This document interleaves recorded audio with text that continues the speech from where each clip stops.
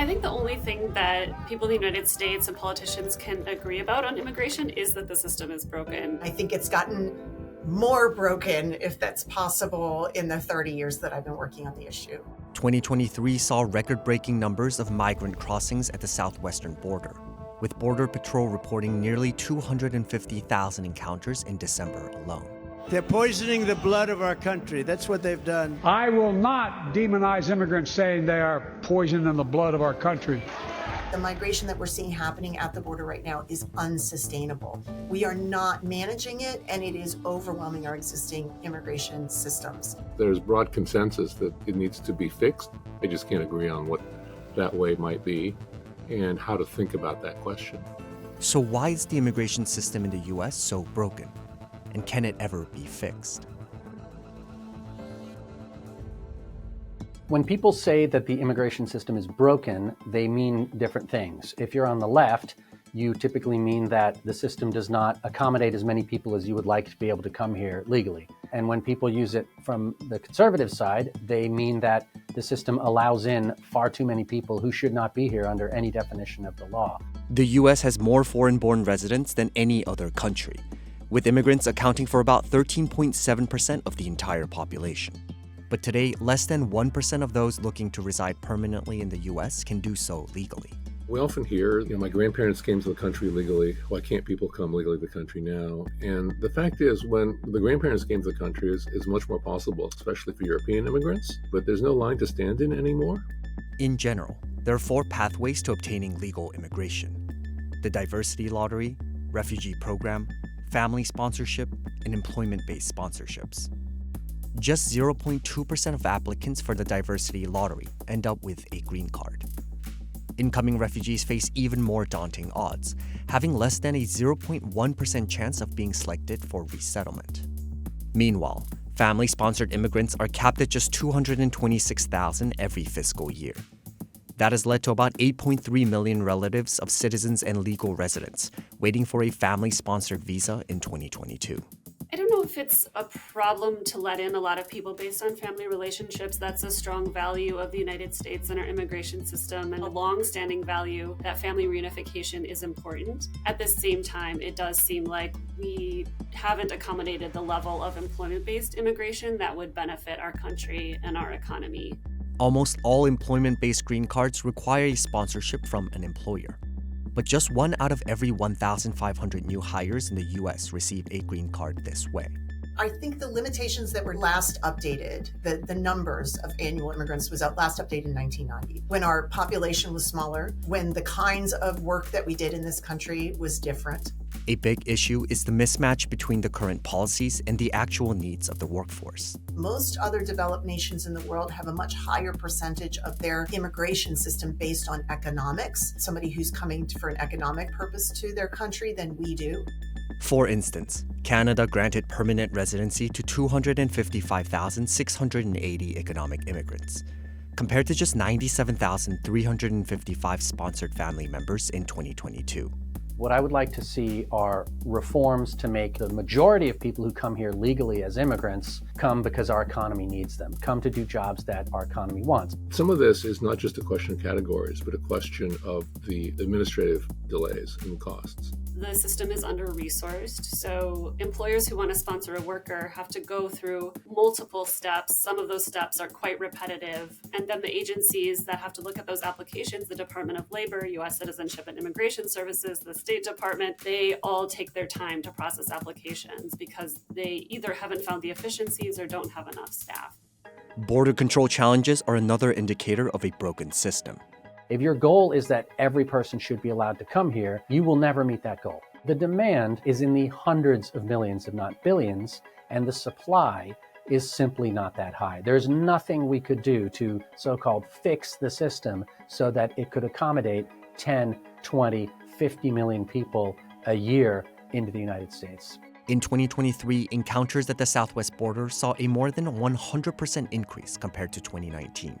I think we saw so many migrants at the border last year for a variety of reasons. One is that our economy is really strong. A lot of employers are looking for workers. When the US economy is booming, we know that immigration tends to be higher. Complementing that is all of the many push factors all around the world. We're seeing a lot of migrants coming from countries like Venezuela and Cuba and Nicaragua with repressive governments and really failed economies. We're also seeing a lot of migration from parts of Mexico that had a lot of gang violence. I think there's also a perception that it's a good time to come, that it's fairly easy to come into the United States. In the past, Democrats and Republicans both disagreed about what the law should be, but they agreed that it should be enforced. The Biden administration essentially decided they would not enforce the law, and they released the majority of people that were encountered illegally crossing into the country. They created parole programs to bring in hundreds of thousands more, and the word got out. Parole refers to policies that allow certain non-citizens to enter or temporarily remain in the U.S., usually for urgent humanitarian or significant public benefit reasons. The Department of Homeland Security told CNBC that working within the constraints of outdated immigration laws, the administration has implemented an approach that combines the largest expansion of lawful pathways in years with significantly strengthened consequences for those who cross unlawfully. And for decades, Republican and Democratic administrations alike have used parole authority on a case-by-case basis for urgent humanitarian reasons or significant public benefit. The number of paroled migrants increased by nearly fourfold between fiscal year 2019 and 2022. That number has more than doubled again in the first 10 months of fiscal year 2023 to about 301,000 paroled migrants. In 2024, the Committee on Oversight and Accountability also reported that Border Patrol had caught and released over 75% of undocumented migrants encountered in December 2023, the same month that set a new monthly record of migrant crossings. Parole has been part of our immigration system since the 1950s. It has been used by every president since Eisenhower to bring groups of people who otherwise wouldn't be able to come to the United States. It was a loophole created just, in case, just for emergencies. And never was it envisioned that it would be used on a mass basis for tens of thousands of people from multiple countries. I think the Biden administration is using this authority to try to address the arrivals any way he can, because the alternative that a lot of conservatives are asking for is to detain everybody. But we don't have the capacity to detain everybody either. Congress would have to allocate a whole lot more money. In recent years, organizations like the Immigration and Customs Enforcement, responsible for containing the crisis, have seen millions of dollars in budget shortfall. Another system that has been overwhelmed as a result is the immigration courts.